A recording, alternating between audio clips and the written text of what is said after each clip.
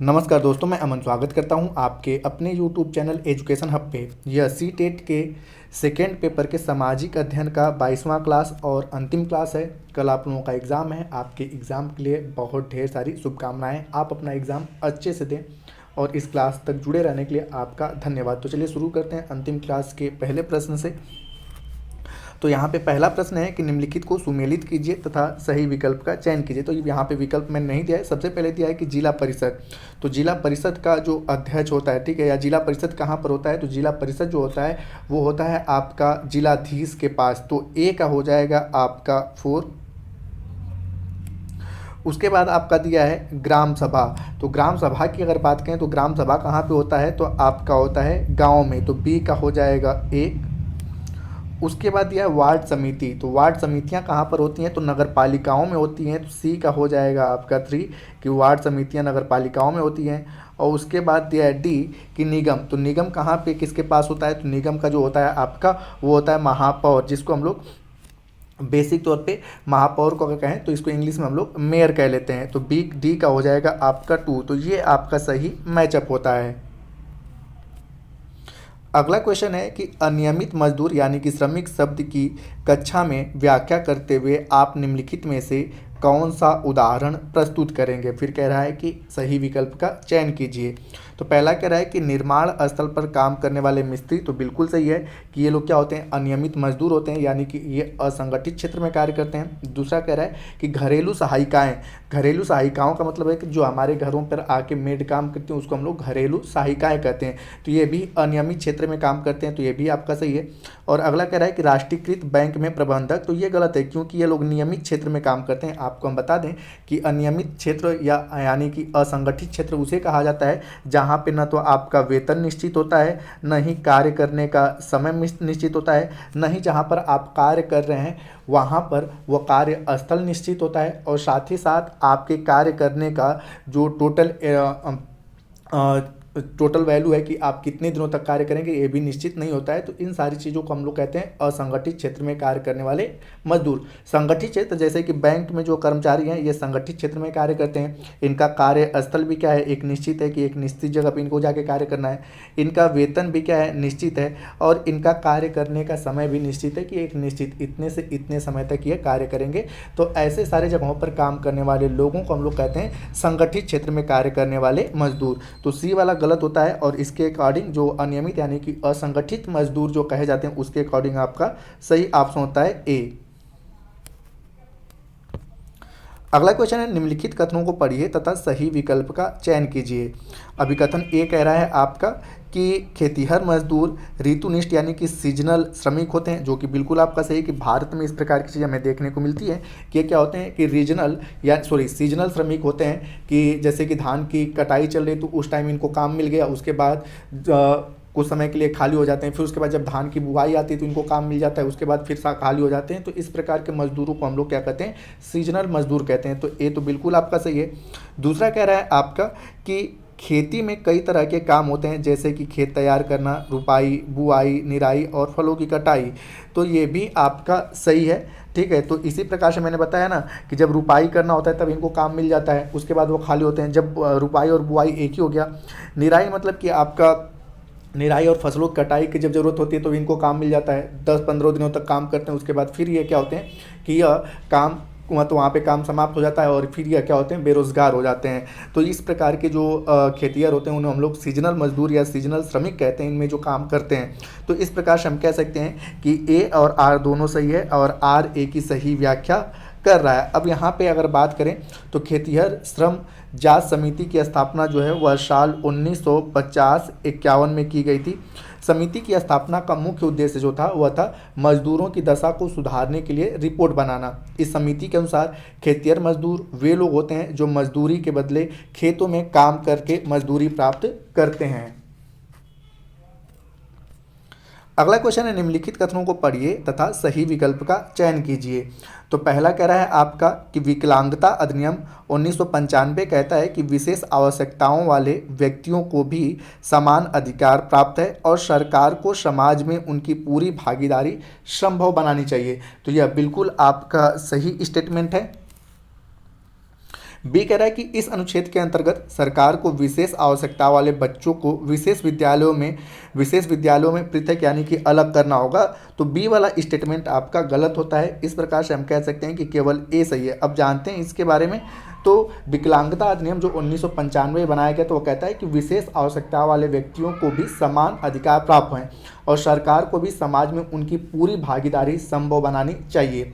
साल 2011 के अनुसार भारत में जो थे कुल 2.68 करोड़ लोग विकलांग व्यक्ति हैं, जो कि कुल संख्या का 2.21% है। मतलब कि 2011 की जो जनगणना हुई तो उसके अकॉर्डिंग 2.68 करोड़ लोग भारत में विकलांग हैं, जो कि भारत की कुल जनसंख्या का 2.21% हिस्सा अपना रखते हैं।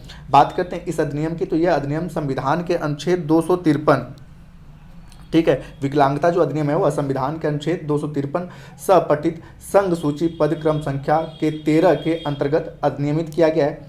इसके अंतर्गत दिव्यांग व्यक्तियों को पूर्ण भागीदारी और समानता की उद्घोषणा को कार्यान्वित किया गया है और उनकी शिक्षा, उनके रोजगार, बाधा रहित परिवेश का सृजन और सामाजिक सुरक्षा इत्यादि का भी इसमें प्रावधान किया गया है आर्टिकल 253 में। और यह किसके अकॉर्डिंग बनाया गया? तो यह अधिनियम जो है विकलांगता अधिनियम 1995 के अकॉर्डिंग बनाया गया है।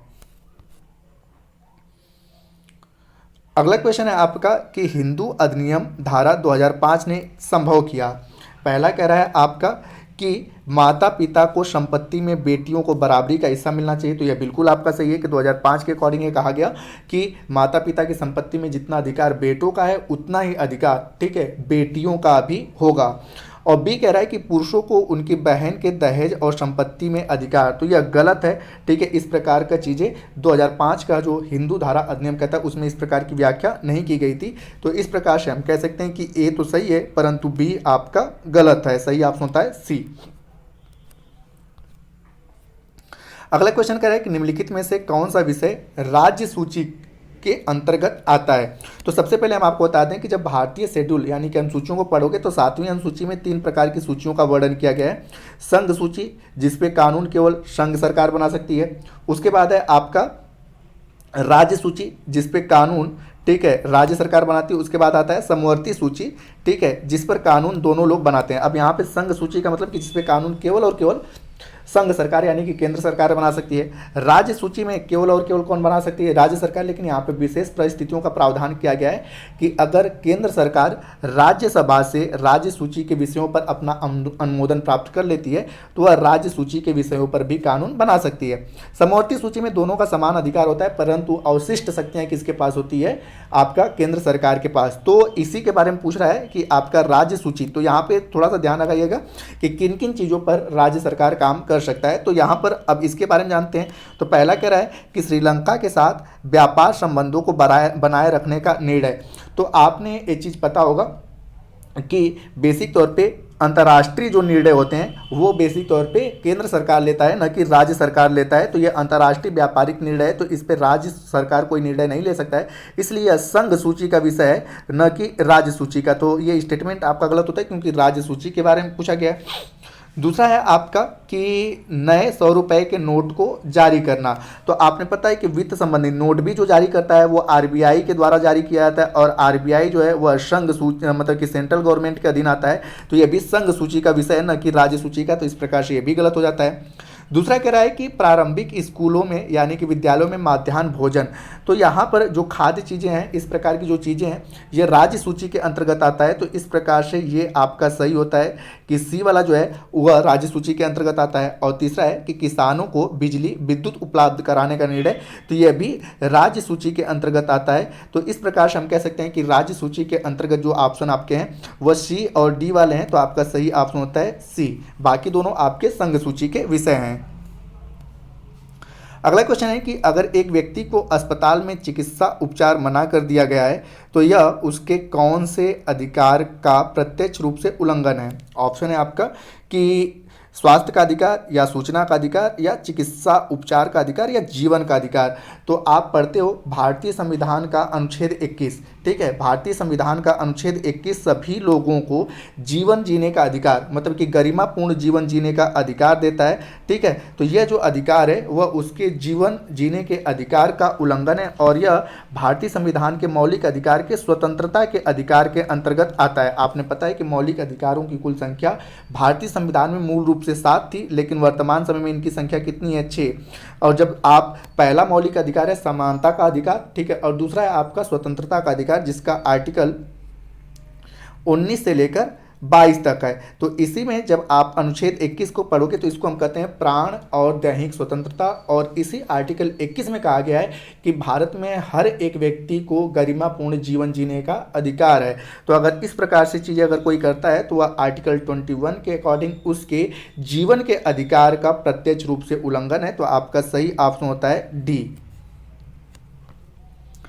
अगला क्वेश्चन है कि किस मामले यानी कि मुकदमे में भारत के सर्वोच्च न्यायालय ने कहा कि जीवन का अधिकार संविधान के अनुच्छेद 21 के अंतर्गत एक मौलिक अधिकार है और इसमें प्रदूषण मुक्त वायु और पानी का भी अधिकार शामिल है। तो अब यहाँ पे सीधे हम आंसर की बात करते हैं। बात है 1991 की, ठीक है। आंसर जो आपका सही है वो सही होता है बी वाला, कि बात है 1991 की। और यहाँ पर सुभाष कुमार नामक एक व्यक्ति ने बिहार राज्य के ऊपर मुकदमा कर दिया 1991 में, और इसी बाद में भारत के सर्वोच्च न्यायालय ने कहा कि जीवन का अधिकार संविधान के अनुच्छेद 21 के अंतर्गत मौलिक अधिकार है और इसमें व्यक्ति को प्रदूषण रहित वातावरण, साथ ही साथ आपका स्वच्छ वायु और स्वच्छ पानी पीने के भी अधिकार को शामिल किया जा सकता है। अगर इस प्रकार की चीज़ें नहीं होती है तो वह आपका आर्टिकल 32 के तहत सुप्रीम कोर्ट में याचिका दायर कर सकता है, जिसको हम लोग रीट कहते हैं। आप जब पढ़े होंगे रीट के बारे में, तो रीट कुल 5 प्रकार के हैं, तो उनमें से वह अपने जीवन जीने के अधिकारों का जब उसका उल्लंघन होगा तो वह सुप्रीम कोर्ट में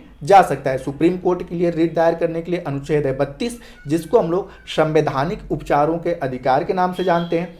और साथ ही साथ इसी अनुच्छेद 32 को भारतीय संविधान के जनक या निर्माता कहे जाने वाले डॉक्टर भीमराव अंबेडकर ने इसे आर्टिकल 32 को संविधान की आत्मा कहा। और अगर बात किया जाए कि हाई कोर्ट में रिट किस अनुच्छेद के तहत दायर किया जाता है, तो अनुच्छेद 22 से यानी कि 226 के तहत कोई व्यक्ति हाई कोर्ट में अगर उसके मौलिक अधिकारों का उल्लंघन होता है तो वह रिट दायर कर सकता है। हालांकि जो क्वेश्चन पूछा गया है यह साल 1991 का है, सुभाष कुमार बनाम बिहार राज्य।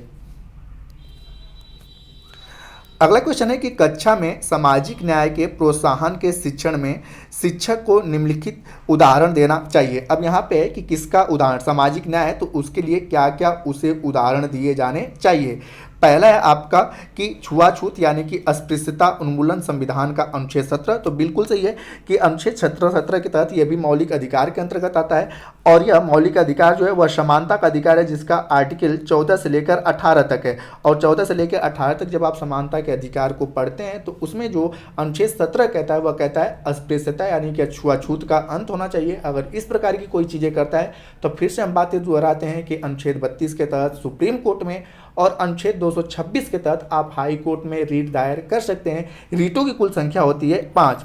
तो यहाँ पर ये किसी मतलब कि बेसिक तौर पे छुआछूत का अंत करना एक सामाजिक न्याय के प्रोत्साहन में ही काम करता है। कि पहले हम उनको बताएंगे कि इस प्रकार की चीज़ें हुआ करती थी, लेकिन भारतीय संविधान ने अनुच्छेद 17 के तहत भारत से छुआछूत को समाप्त कर दिया है और इस प्रकार से निचले वर्ग के लोगों के लिए यह एक सामाजिक न्याय का कार्य करेगा।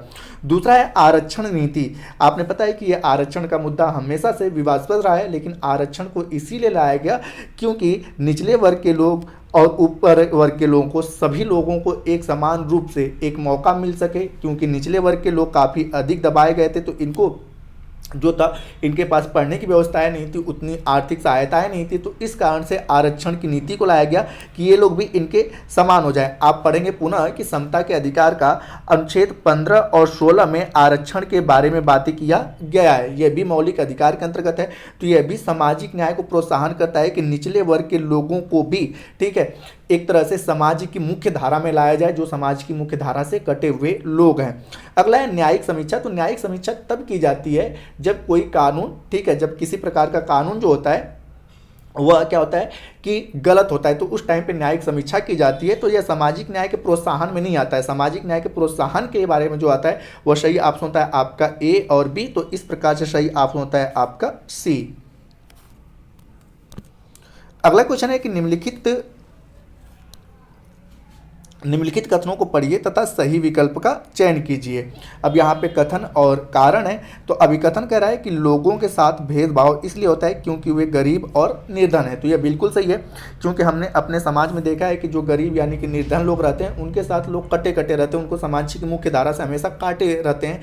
तो बेसिक तौर पर यही कारण है, मतलब कि अगर हम आपसे अगर प्रेजेंट टाइम की बात करें तो पहले क्या था कि लोग जाति के अनुसार एक दूसरे से भेदभाव करते थे, लेकिन अब बढ़ते हुए स्तर के अकॉर्डिंग अब भेदभाव का स्तर जाति से इकोनॉमिकल हो गया है। आप किसी भी जाति के हैं लेकिन आपके पास पैसा अधिक है तो आपके साथ कोई भेदभाव नहीं करेगा, और आप किसी भी जाति के हो लेकिन आप अगर निर्धन हो तो लोग आपको समाज की मुख्य धारा से काट देंगे। तो यह तो बिल्कुल सही है कि लोगों के साथ भेदभाव इसलिए होता है क्योंकि वे गरीब और निर्धन है। दूसरा कह रहा है आपका कारण कि गरीब, निर्धनता एवं संसाधनों का अभाव भारत में असमानता का मुख्य कारण है। तो कारण भी सही आपका एक्सप्लेन कर रहा है। तो इस प्रकार से हम कह सकते हैं कि कथन और कारण दोनों सही हैं, और इस प्रकार से सही ऑप्शन होता है आपका ए, और कारण जो है कथन की सही व्याख्या कर रहा है। अगला क्वेश्चन है कि निम्नलिखित वाक्यों ए और बी को पढ़ें तथा सही विकल्प का चयन करें। अब यहाँ पर कह रहा है पहला है कि पाठ्यचर्या में जेंडर परिप्रेक्ष्य को शामिल करना महिलाओं के संदर्भ यानी कि प्रतिनिधित्व में बढ़ोतरी मात्र से है। तो अब यहाँ पे जो मात्र शब्द दे दिया है ना, ये एक तरह से नकारात्मक शब्द है, और इस प्रकार से ये वाला स्टेटमेंट गलत है, क्योंकि बढ़ोतरी मात्र से नहीं, यहाँ पे जेंडर चीज़ें इसलिए पढ़ाया जाता है क्योंकि महिला और पुरुषों के बीच में जो खाई है उस खाई को कम कर दिया जाए और दोनों एक दूसरे के साथ समान रूप से व्यवहार करें। लेकिन यहाँ पे मात्र जो शब्द है वह नकारात्मक शब्द होने के कारण ठीक है ए वाला ऑप्शन आपका गलत हो जाता है। बी कह रहा है कि पाठ्यचर्या में जेंडर परिप्रेक्ष्य को शामिल करने के लिए मुद्दों की चर्चा में स्त्री परिप्रेक्ष्य को ध्यान में रखने की आवश्यकता है। तो बिल्कुल सही है, क्योंकि लंबे समय से ठीक है महिलाओं को प्रताड़ित और उनको दबाया जाता है, और उनको आगे लाने के लिए जब भी हम जेंडर संबंधी चीज़ों की चर्चा करेंगे तो उसमें इनके मुद्दों को ठीक है ध्यान में रखकर शामिल करेंगे कि लोग ठीक है अपने अधिकारों के बारे में जान सकें और उसके बाद अपने समान अधिकारों की लड़ाई लड़ सकें और वह समाज की मुख्य धारा में आ जाएं, और फिर उसके बाद स्त्री पुरुष जैसी कोई भेदभाव चीजें न रहें। तो इस प्रकार से आपका सही ऑप्शन होता है कि केवल बी वाला सही है, ए वाला आपका गलत है। अगला क्वेश्चन कह रहा है कि चुनाव में मतदान के महत्व पर एक चर्चा की शुरुआत हेतु निम्नलिखित में से कौन सा विषय सबसे प्राथमिक होगा। अब यहाँ पे सीधे हम ऑप्शन की बातें करते हैं कि यहाँ पे जो होगा आपका सही ऑप्शन होगा सी वाला कि सार्वजनिक भलाई के लिए सूचित और विवेकपूर्ण निर्णय। तो बेसिक तौर पे चुनाव में मतदान के महत्व पर चर्चा शुरुआत होती हूँ। हम ये देखेंगे कि जितने भी प्रतिनिधि हैं ठीक है, जितने भी प्रतिनिधि हैं ठीक है, उनमें से कौन ऐसा प्रतिनिधि है जिसके ठीक है जो चुनाव के घोषणा पत्र उसमें बेसिक तौर पे वह समाज की भलाई के साथ साथ एक निर्णय लेने की, विवेकपूर्ण निर्णय लेने की सही क्षमता है। हम उसी व्यक्ति को क्या करेंगे कि मतलब कि मतदान करेंगे। तो यहाँ पर इसके अकॉर्डिंग आपका सही ऑप्शन होता है सी। अब यहाँ पे है कि मतदान पे चर्चा, तो देश मतलब कि यहाँ पे पहला मतलब इसलिए गलत होता है क्योंकि देश जिसमें चुनाव में सार्वभौमिक मताधिकार प्रणाली है, तो जरूरी नहीं है कि मतलब बेसिक तौर पे सार्वभौमिक मताधिकार प्रणाली।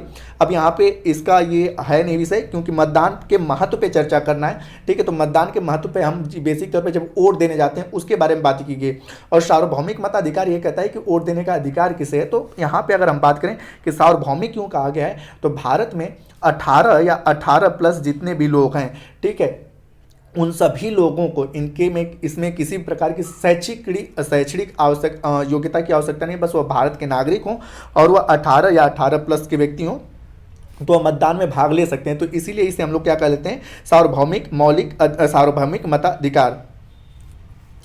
तो यहाँ पे जो पूछा गया है कि मतदान के महत्व पर चर्चा शुरुआत करने हेतु, तो आपका सही ऑप्शन होता है सी।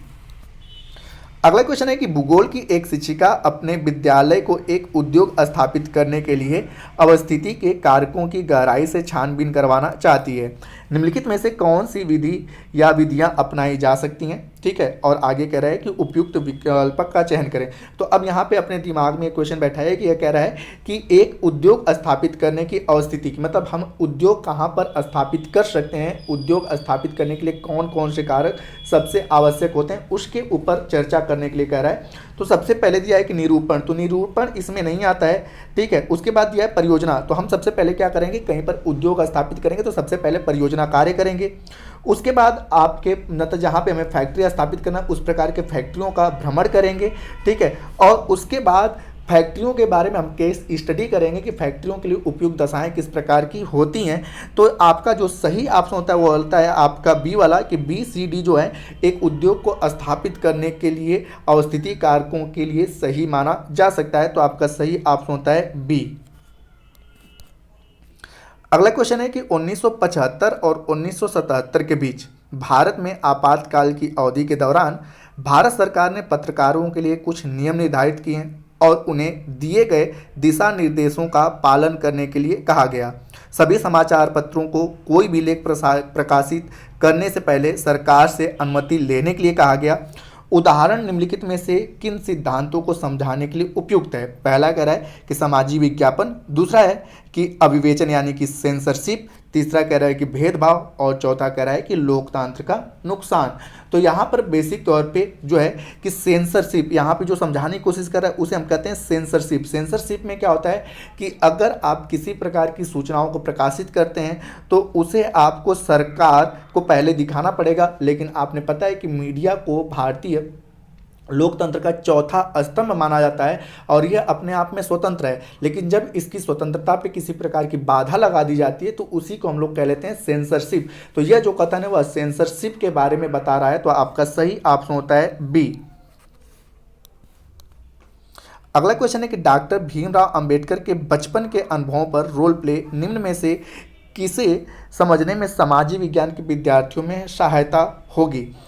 आगे कह रहा है कि सही विकल्प का चयन करें। तो पहला कह रहा है आपका कि उन तरीकों और साधनों को जिनके द्वारा भारतीय संविधान लिखा गया, तो यह बिल्कुल गलत है क्योंकि उनके बचपन के बारे में कह रहा है और संविधान इन्होंने वयस्क उम्र में लिखा था। तो हम उन तरीकों को नहीं समझ सकते हैं उनके बचपन के रोल प्ले से कि हमें किस प्रकार के बेसिक तौर पे उनसे सीख मिलेगी। बचपन से जो मिलेगा, तो पहला कह रहा है कि समाज के एशियाई समूह के साथ सहानुभूति, तो यह बिल्कुल सही है, ठीक है, कि बचपन में उनके साथ किस प्रकार के भेदभाव हुए। तो अगर इस प्रकार का रोल प्ले किया जाए तो समाज के एशियाई समूहों के प्रति लोगों को सहानुभूति मिलेगी। दूसरा कह रहा है कि औपनिवेशिक समय में अस्पृश्यता का चलन कैसा था, तो ये भी चीज़ों को लोगों को सीखने को मिलेगी डॉक्टर भीमराव अंबेडकर के बचपन के रोल प्ले से।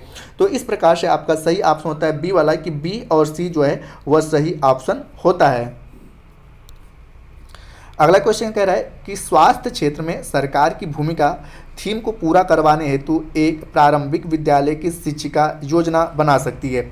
आगे कह रहा है कि सही विकल्प का चयन करें। तो यहाँ पे एक प्रारंभिक विद्यालय की शिक्षिका जो है स्वास्थ्य क्षेत्र में सरकार की भूमिका के रूप में क्या योजनाएं बना सकती हैं, इसके बारे में कहा गया है। तो पहला कह रहा है कि ग्रामीण व शहरी क्षेत्रों में उपलब्ध स्वास्थ्य सुविधाओं पर वाद विवाद करवाना, तो बिल्कुल सही है कि क्यों ग्रामीण क्षेत्रों में कम स्वास्थ्य सुविधाएं हैं और शहरी क्षेत्रों में अधिक हैं, इसके ऊपर वाद विवाद करके, ठीक है, वह सरकार का सहयोग कर सकती है या सरकार की भूमिका निभा सकती है।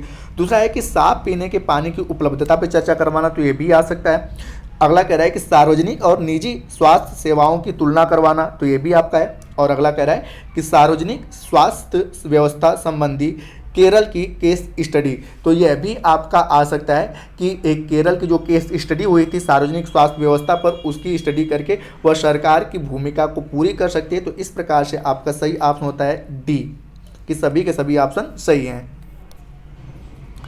अगला क्वेश्चन है आपका कि सामाजिक विज्ञान की कक्षा में बच्चों में चिंतन प्रक्रिया का समालोचनात्मक दृष्टिकोण को प्रोत्साहित करने हेतु कौन सी युक्ति सबसे उपयुक्त होगी।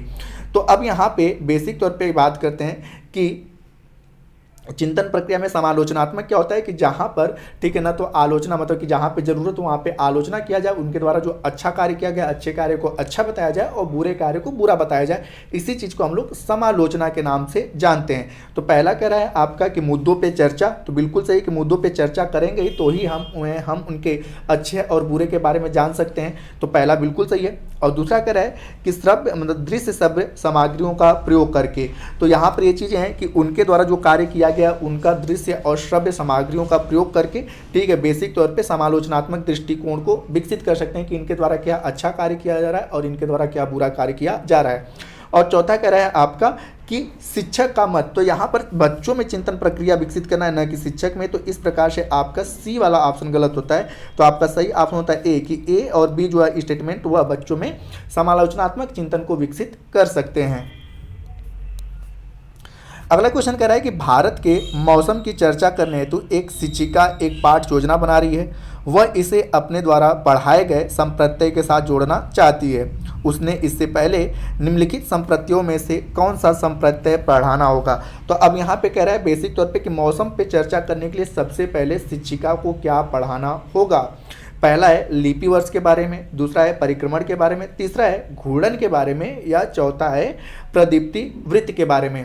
तो अब आपने पता है कि मौसम जो बदलते हैं वह मतलब कि सूर्य का जो पृथ्वी चक्कर लगाती है, ठीक है, सूर्य का पृथ्वी जो चक्कर लगाती है उसको हम लोग कक्षीय चाल कहते हैं, ठीक है, कक्षीय चाल कहते हैं।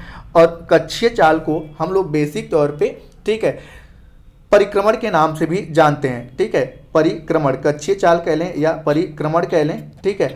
और कक्षीय चाल के कारण ही पृथ्वी पर ऋतुओं का परिवर्तन होता है, ठीक है। तो हमें सबसे पहले बच्चों को परिक्रमण यानी कि कक्षीय चाल के बारे में बताना होगा कि कैसे पृथ्वी सूर्य का, ठीक है, चक्कर लगाती है और किस प्रकार से ऋतुओं में परिवर्तन होता है। अगर आपसे दिन और रात के बारे में पूछेगा तो वहाँ पर हम अक्षीय चाल यानी कि परिभ्रमण चाल के बारे में बताएंगे कि पृथ्वी अपने अक्ष पर, ठीक है, 23.5 डिग्री झुकी हुई है और अपने अक्ष पर जो परिभ्रमण करती है उसके कारण दिन और रात होते हैं। और ऋतुओं में जो परिवर्तन होता है वह कक्षीय चाल यानी कि परिक्रमण चाल के कारण होता है। तो वह सबसे पहले परिक्रमण के बारे में बताएगी, तब जाके वह मौसम पे चर्चा कर सकती है। तो आपका सही ऑप्शन होता है बी। लीप ईयर आपने पता है कि 4 सालों बाद एक लीप ईयर आता है, उसमें 366 दिन होते हैं। घूर्णन, जो पृथ्वी अपने अक्ष पे घूमती है उसे हम लोग घूर्णन काल कहते हैं। उसके बाद प्रदीप्ति वृत्त किसे कहते हैं, तो एक यह काल्पनिक रेखा है कि जब सूर्य उगता है, ठीक है, तो पृथ्वी के एक हिस्से पे दिन होता है और दूसरे हिस्से पर रात होती है। तो यह जो एक काल्पनिक वृत्त बनता है जहाँ से इधर साइड में रात और इधर साइड में दिन होता है, तो इसी वृत्त को हम लोग क्या कहते हैं, प्रदीप्ति वृत्त के नाम से जानते हैं। अगला क्वेश्चन है कि सामाजिक विज्ञान की कक्षा में निम्नलिखित में से कौन सा समालोचनात्मक चिंतन क्षमता को बढ़ावा दे सकता है। फिर वही आपका समालोचनात्मक चिंतन है। मैंने आपको बताया कि समालोचनात्मक चिंतन किसे कहते हैं, तो जहाँ पे चीज़ें अच्छी हो वहाँ पे अच्छा कहा जाए, जहाँ पे चीज़ें बुरी उनको लग रहे हैं उन्हें बुरा कहा, तो इसको हम लोग समालोचनात्मक चिंतन के नाम से जानते हैं। अब यहाँ पर कह रहा है कि सही विकल्प का चयन करना है। तो पहला कह रहा है कि दिए गए तर्क हेतु साक्ष्य का स्रोत पूछना, ठीक है, तो बिल्कुल सही है कि साक्ष्य का हम स्रोत पूछेंगे, उसके बाद हम अच्छा या बुरा कहेंगे। दूसरा कह रहा है कि विद्यार्थियों को अपने शब्दों में विवरण देने के लिए प्रोत्साहित करना, तो ये भी सही है कि विद्यार्थी जो अपने विवरण दे रहे हैं उसके लिए हम प्रोत्साहित करेंगे कि और अच्छे से आप करो। तीसरा कह रहा है कि विद्यार्थियों में केवल एक ही तरीके से व्याख्या करने के लिए प्रोत्साहित करना, तो यहाँ पे केवल जो शब्द है वह नकारात्मक शब्द है, ठीक है, क्योंकि विद्यार्थी केवल एक तरीके से नहीं, उनको जितने भी प्रकार से चीज़ें समझ में आ रही है उसको चीज़ों को व्याख्या कर सकते हैं। तो इस प्रकार से सी वाला ऑप्शन गलत होता है। डी कह रहा है कि शिक्षक द्वारा कही बात को ज्यों का त्यों वर्णित करना, तो यह रट कर चीज़ों को, ठीक है, बताना, इसके लिए भी हतोत्साहित किया गया है। तो ज्यों का त्यों नहीं बता सकते हैं। समालोचनात्मक चिंतन में अपने द्वारा चिंता करके अच्छा है बुरा बताने को हम लोग समालोचनात्मक चिंतन कहते हैं। तो इस प्रकार से डी वाला ऑप्शन भी गलत होता है। तो सही ऑप्शन होता है ए और बी जो है बच्चों में समालोचनात्मक चिंतन को बढ़ावा दे सकते हैं। अगला क्वेश्चन है कि सामाजिक विज्ञान की कक्षा में निम्नलिखित गतिविधियों में से कौन सी समालोचनात्मक चिंतन को बढ़ावा देती है। फिर वही क्वेश्चन है आपका कि समालोचनात्मक चिंतन को कौन सी गतिविधि बढ़ावा देती है। पहला कह रहा है कि प्रश्नोत्तरी क्विज का आयोजन करना जिसमें सभी प्रश्नों के उत्तर शिक्षक द्वारा लिखवाए गए नोट्स में हो, तो यह बेसिक तौर पर समालोचनात्मक चिंतन नहीं, इसको हम लोग कॉन्सेप्चुअल मतलब बहुविकल्पी जो प्रश्न होते हैं उस प्रकार से उनको फैक्चुअल नॉलेज, ठीक है, यानी कि कॉन्सेप्ट के बारे में बता सकते हैं। यहाँ पर वह अपने विचार को प्रस्तुत नहीं कर सकते हैं, इस प्रकार से यह गलत है, ठीक है। दूसरा कह रहा है कि विद्यार्थियों को नियमित तौर पर पाठ्य पुस्तक की विषय वस्तुओं को पढ़ने के लिए प्रोत्साहित करना, तो यह भी गलत है क्योंकि बस केवल पढ़ेंगे उसके बारे में वो कुछ कह नहीं सकते हैं। तो इस प्रकार से बी वाला भी ऑप्शन आपका गलत है। तीसरा कह रहा है कि कक्षा में वाद विवाद आयोजित करने के लिए सामान्य ज्ञान के लिए विषय उपलब्ध कराना, तो बिल्कुल सही कि जब बच्चे वाद विवाद करेंगे तो वह वहाँ पर समालोचनात्मक चिंतन कर सकते हैं। और चौथा कह रहा है कि बच्चों को समाचार पढ़ने तथा उस विषय वस्तु पर सवाल करने के लिए प्रोत्साहित करना। तो ये भी सही है कि जब बच्चे समाचार पत्रों को पढ़ेंगे, समाचार को देखेंगे और जब उन पर सवाल पूछने के लिए हम प्रोत्साहित करेंगे तो वह अपने अकॉर्डिंग सही गलत क्वेश्चन को पूछ सकते हैं और वहाँ पे चीज़ों को सही और गलत बता सकते हैं। तो इस प्रकार से उनके अंदर समालोचनात्मक चिंतन का विकास होगा। तो इस प्रकार से आपका जो सही ऑप्शन होता है वो सही होता है आपका डी वाला। सी और डी जो ऑप्शन है वह बच्चों में समालोचनात्मक चिंतन का विकास करेंगे। अगला क्वेश्चन है, विद्यार्थियों द्वारा कक्षा में पूछे गए प्रश्न हमारे शहर इतने गंदे क्यों हैं को संबोधित करने के लिए शिक्षिका इस पर विभिन्न दृष्टिकोण उपलब्ध करवाने का निर्णय लेती है। आगे कह रहा है कि निम्नलिखित में से कौन सी सबसे उपयुक्त नियम होगा यानी कि निर्णय होगा।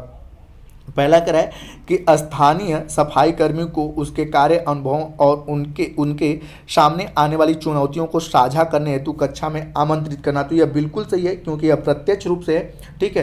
तो इनमें से सबसे उपयुक्त निर्णय यही होगा। आगे कह रहा है कि ठोस अपशिष्ट पदार्थों के प्रबंधन पर एक वित्त चित्र दिखाना। तो यह आपका अप्रत्यक्ष रूप से है। आपको पता है कि बच्चे प्रत्यक्ष रूप से जिन चीज़ों को समझते हैं, सुनते हैं, उसको और अच्छे समझते हैं। तीसरा कह रहा है कि कम से कम एक सप्ताह तक हर रोज विद्यार्थियों को उनकी कक्षा को साफ सफाई के लिए कहना। तो ये भी सही नहीं है। चौथा कह रहा है कि स्वास्थ्य के महत्व पर भाषण का आयोजन करना। तो ये भी सही नहीं है। दिए गए स्टेटमेंट के अकॉर्डिंग जो आपका सही ऑप्शन होता है वो ए सही होता है। अगला क्वेश्चन है आपका कि समाजी विज्ञान की एक शिक्षक चाहते थे कि उनके छात्र पिछली राज्य सरकार द्वारा लागू की गई स्वास्थ्य नीति को समझे। पूर्व स्वास्थ्य मंत्री का लेख इस विषय पर विस्तृत जानकारी देता है, लेकिन उन पर हाल ही में भ्रष्टाचार के आरोप लगे हैं। इसलिए शिक्षक असमंजस में है कि उसे इस लेख का उपयोग करना चाहिए या नहीं। सामाजिक विज्ञान के शिक्षक के लिए निम्नलिखित में से कौन सी सबसे जिम्मेदारीपूर्ण कार्यवाही होगी। अब यहाँ पे सभी ऑप्शन को पढ़ते हैं। पहला कह रहे हैं कि समझाएं कि हमें इस लेख के लेखक पर ध्यान न देकर केवल उनकी दी गई सामग्री पर ध्यान देना चाहिए जो कि इस नीति से संबंधित है।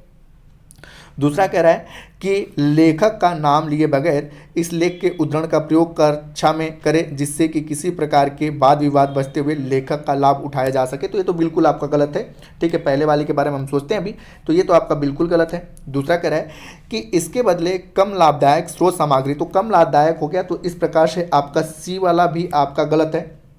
चौथा कह रहा है कि समझाएं कि सरकारी पदों पर लोग विवाद का पात्र बन सकते हैं और हमें लेखों का चयन उनके शैक्षिक महत्व के आधार पर चुनना चाहिए, न कि असंबंधित प्रतिष्ठा को ध्यान में रखकर। तो जो सबसे सही ऑप्शन लग रहा है वो आपका डी वाला है कि वो कहा जाता है कि अगर आपको प्यास लगी हो, ठीक है, तो पानी कितना भी गंदा हो आप कुएं के पास जाओगे, ठीक है। तो आपको उनकी क्वालिटी से मतलब है, उनके व्यक्तित्व से मतलब नहीं है। उनके अंदर जो क्वालिटी है वो क्वालिटी उन्होंने किस प्रकार का दिया है हमें उससे मतलब है, वह किसी भी प्रकार के व्यक्ति हो। तो इस प्रकार से सही ऑप्शन आपका होता है डी वाला, ठीक है। ए वाला भी आपका गलत है क्योंकि सबसे अच्छा जो एक्सप्लेन कर रहा है वह डी वाला ऑप्शन कर रहा है।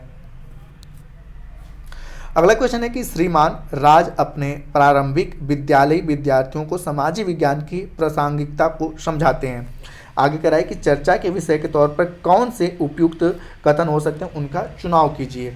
तो पहला कह रहा है यहाँ पे कि समाजी विज्ञान की प्रासंगिकता को समझाने के लिए कौन सा सबसे अच्छा हो सकता है। तो इसके बारे में तो पहला कह रहा है आपका कि आपको विश्लेषणात्मक कौशल विकसित करने में सहायक होगा। तो बिल्कुल सही है कि सामाजिक विज्ञान जो होता है वह बच्चों में विश्लेषणात्मक कौशल को विकसित करता है। दूसरा कह रहा है कि एक अंतर संबंध विश्व में समायोजन के लिए विभिन्न संस्कृतियों का आदर कद्र करने की आवश्यकता है। तो ये भी हम सामाजिक विज्ञान से ही सीखते हैं कि सभी विश्व में या अपने भारत में भी अलग अलग धर्म के लोग हैं, अलग अलग जाति के लोग हैं, अलग अलग समुदाय के लोग हैं और उनके बीच में किस प्रकार से एक दूसरे के आदर स्वभाव को रखना, ये हमें सामाजिक विज्ञान ही सिखाता है। तीसरा कह रहा है कि तुम्हें सामाजिक वास्तविकता से लैस होना होगा। तो ये सारी चीज़ें भी कौन सिखाता है, हमें सामाजिक विज्ञान ही सिखाता है। तो इस प्रकार से हम कह सकते हैं कि डी वाला ऑप्शन सही है, ठीक है, कि सभी के सभी जो है सामाजिक विज्ञान की प्रासंगिकता को समझाते हैं।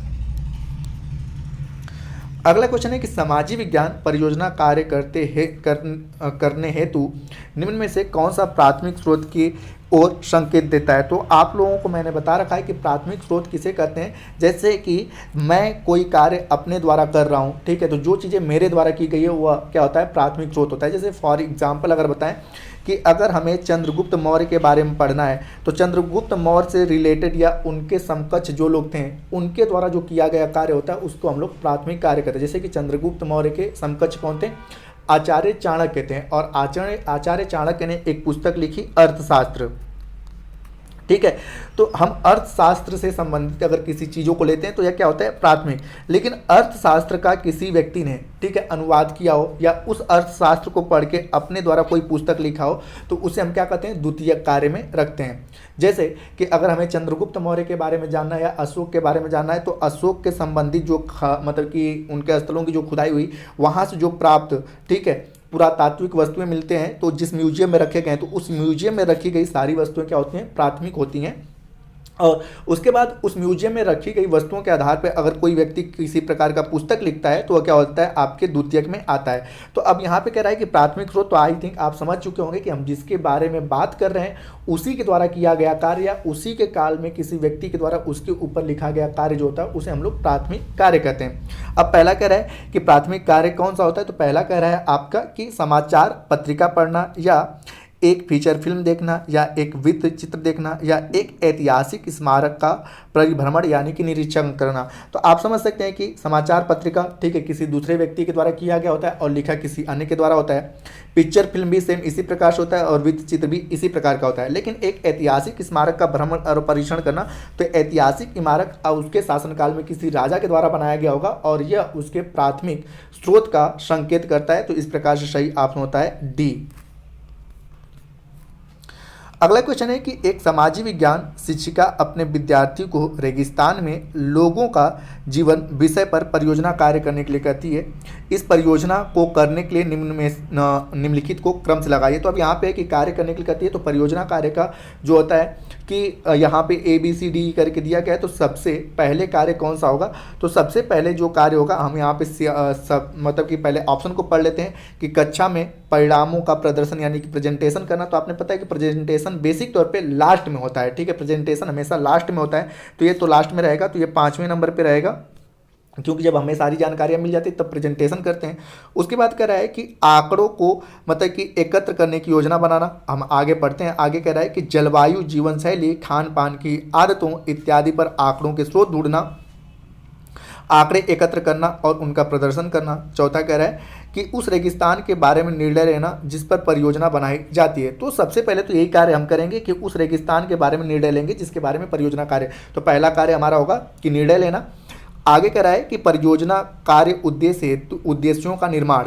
तो अब यहाँ पर जो होता है कि सबसे पहले हम परियोजना का निर्णय लेंगे, उसके बाद उद्देश्यों का क्या करेंगे? निर्माण करेंगे। तो ये तो दूसरे नंबर पे आ जाता है। तीसरे नंबर पे क्या आता है? तो आंकड़ों को, अब हम जब उद्देश्यों का निर्माण कर लेंगे तो आंकड़ों को एकत्र करने की योजना बनाएंगे। तो ये आपके आ जाता है तीसरे नंबर पर। उसके बाद आपका चौथे नंबर पे ये आता है, ठीक है, कि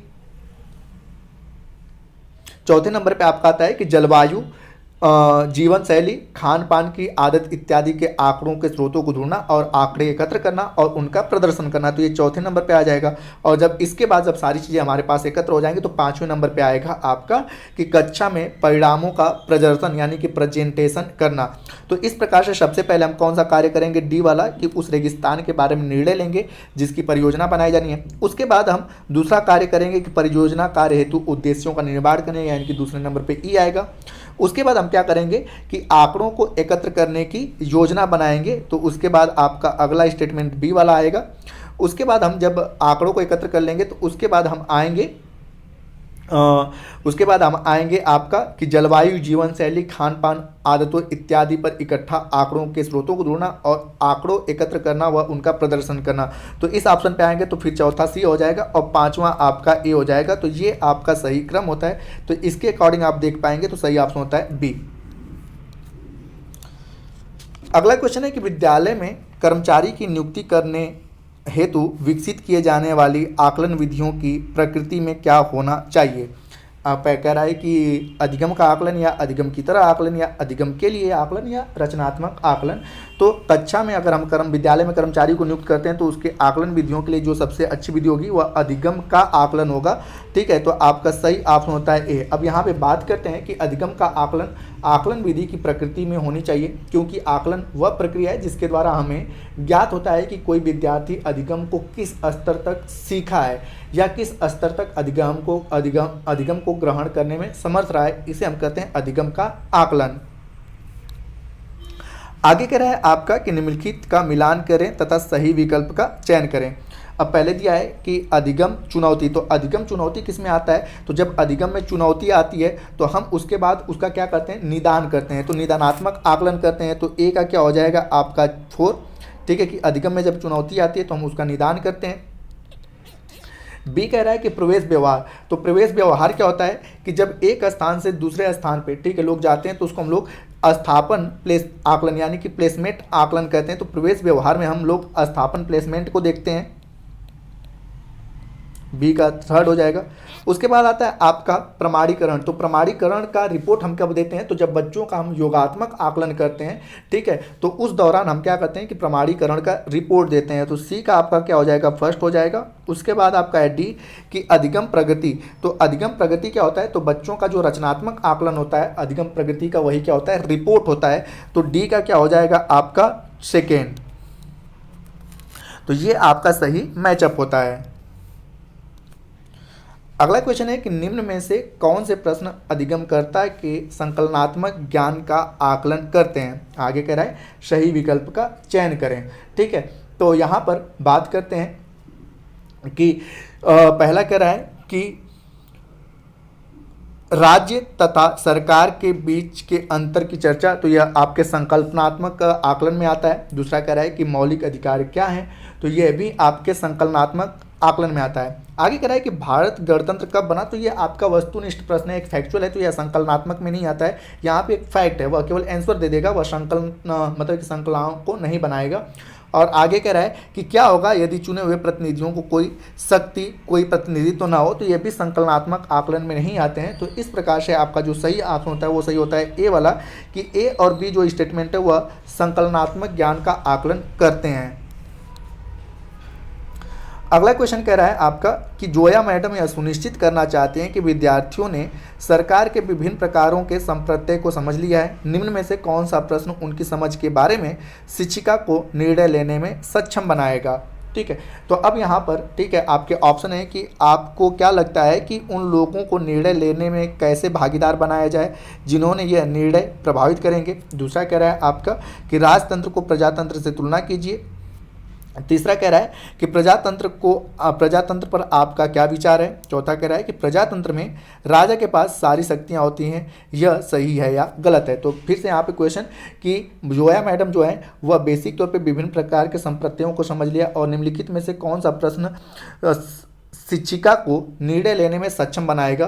तो यहाँ पे निर्णय लेने की जो चीज़ें होती है उसमें बेसिक तौर पे जब हम किसी से तुलना करते हैं तो वहाँ पर लोगों के निर्णय लेने की क्षमता का आकलन होता है। तो यहाँ पर तुलना कहाँ पे किया जाता है, राजतंत्र को प्रजातंत्र से तुलना कीजिए कि किस प्रकार से राजतंत्र और प्रजातंत्र एक दूसरे से अलग हैं और राजतंत्र अच्छा है या प्रजातंत्र अच्छा है। अगर प्रजातंत्र अच्छा है तो किस प्रकार से राजतंत्र से प्रजातंत्र अच्छा है। इस प्रकार के जो निर्णय लेते हैं वही बेसिक तौर पर जो होते हैं कि बेसिक तौर पे जब तुलना, तो यह बेसिक तौर पे किसी भी प्रकार के निर्णय यानी कि संप्रत्यय को समझने के बाद निर्णय लेने की क्षमता को विकसित करता है। तो आपका सही ऑप्शन होता है बी। इस सेशन का अंतिम क्वेश्चन है कि एक आकलन कार्य में छात्र को चित्र के माध्यम से जल चक्र समझाने के लिए कहा गया। इस कार्य के माध्यम से छात्र के ज्ञान या समझ के निम्नलिखित में से कौन से पहलू का आकलन नहीं किया जा सकता है। तो अब यहाँ पे कि आपका कि ये जो जल चक्र के बारे में बच्चा समझा हुआ है और जल चक्र के बारे में ठीक है कौन सा आकलन नहीं कर सकता है। तो पहला कह रहा है कि जल चक्र के 4 प्रमुख चरण होते हैं, तो ये बिल्कुल सही है। जल चक्र के 4 प्रमुख चरण कौन कौन से होते हैं, तो आपने पता है कि सबसे पहले जल का इकट्ठा होना, उसके बाद वाष्पीकरण होना, बादल का बनना, बादल से जल बूंदों में आके फिर क्या होता है धरती पे आना। तो ये आपके 4 चरण होते हैं। तो यह इन 4 चरणों को अच्छे से वो समझ सकता है। इसमें आपका वाष्पीकरण आता है, संवहन आता है, उसके बाद आपका ठीक है आता है कि बर्फ को मतलब कि जल वाष्प को जलबूतों में बदलना, उसके बाद धरती पे आता है। तो ये आपके 4 चरण आपके कुल होते हैं, तो वो इस चीज़ को अच्छे से समझ सकता है। दूसरा कह रहा है कि वर्षा और संघनन के बीच में अंतर। तो यह बताएगा कि जल वाष्प को जब मतलब जल वाष्प बनता है तो जल वाष्प से जल बूंदों को बदलने को क्रिया को हम क्या कहते हैं, संघनन कहते हैं। और जब संघनन होती है तो उस प्रक्रिया को हम क्या कर लेते हैं, वर्षा कहते हैं। तो इस चीज़ को भी वो अच्छे से समझ पाएगा। ठीक है। अगला कह रहा है कि पानी किस प्रकार लगातार अपना रूप बदल रहा है, तो इसको भी वह इस प्रक्रिया समझ सकता है। और चौथा कह रहा है कि मीठे पानी के स्रोत, तो वह मीठे पानी के स्रोत का आकलन इसमें शामिल नहीं हो सकता है, क्योंकि इसमें वह मीठे पानी के बारे में अच्छे से नहीं जानता है। तो इस प्रकार से जो सही ऑप्शन होता है कि वह डी होगा, कि जल चक्र में इन सारी चीज़ों को समझ पाएगा, लेकिन मीठे पानी के स्रोत के बारे में वह सही से चीज़ों को नहीं समझ सकता है। तो आपका सही ऑप्शन होता है डी। तो दोस्तों यह सी टेट का कुल 22 ठीक है जो थे क्लास थे, जिसमें हम लोग ने प्रीवियस ईयर के क्वेश्चन पेपरों को अध्ययन किया, जो कि बेसिक तौर पे सामाजिक विज्ञान पे आधारित हैं। उम्मीद करता हूँ कि कल आप लोगों का एग्ज़ाम है और आप अपने एग्ज़ाम को बेहतर ढंग से देंगे। आपके एग्ज़ाम के लिए पहले से ही बहुत सारी शुभकामनाएं। तो मिलते हैं जल्दी नेक्स्ट सेशन और नेक्स्ट प्रकार के वीडियो में। तो वीडियो के अंत तक बने रहने के लिए धन्यवाद। मिलते हैं जल्दी नेक्स्ट वीडियो में।